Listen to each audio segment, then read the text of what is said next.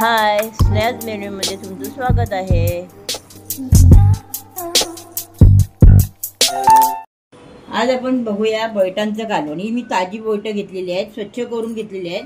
आता तुम्हाला दाखवण्यासाठी मी अख्खी ठेवलेत। आता मी याचे दोन भाग करते आणि आता मी कालवण्याला सुरुवात करते। बंद करा। पातेला गरम करत ठेवलेलं आहे। मी आता तेल घालून घेते। तेलामध्ये मी हे वाटण वाटलेलं आहे। खोबरं, लसूण, आलं, कोथिंबीर आणि मिरची याचं वाटण केलेलं आहे। आता मी हे घालून घेते।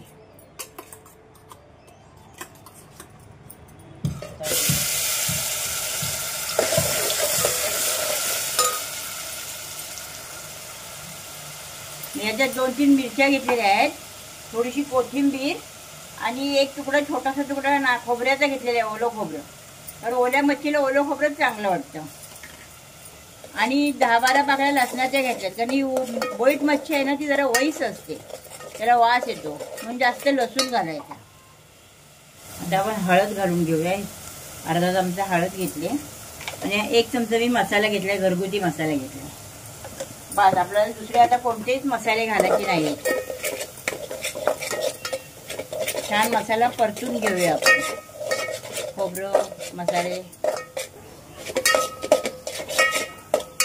आता मसाला छान परतून झालेला आहे। मी त्याच्यामध्ये आता मच्छी टाकते। सगळी धुतलेली मच्छी मी टाकून घेते आणि वरून हा चिंचेचा कोळ घेतलेला आहे।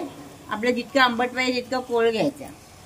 आपण काही मच्छीमध्ये नंतर घालतो ना चिंचेचं कोळ, याच्यामध्ये आधी घाली मच्छी शिजते लगेच ना, 1-2 उकळमध्ये शिजते। आता चिंच कधी नाही घालायची, कोळंबीचं कालवण असतं ना, त्याच्यामध्ये आपण बटाटा, शेंग हे घालतो, त्याच्यामुळे मग चिंच नंतर घालायची, बटाटा शिजल्यानंतर, कारण हे आंबटपणामुळे लवकर शिजत नाही। आता मी मीठ घालून घ्यायचं चवीपुरतं आणि छान उकळ येऊ द्या, मग मी तुम्हाला उकळ आल्यानंतर दाखवते। हे आपलं बैठांचं कालवण तयार झालेलं आहे। तुम्हाला जर माझी रेसिपी आवडली असेल तर माझ्या व्हिडिओला लाईक करा, शेअर करा, कमेंट करा आणि स्नॅक्स मेनू चॅनलला सबस्क्राईब करा। थँक्यू।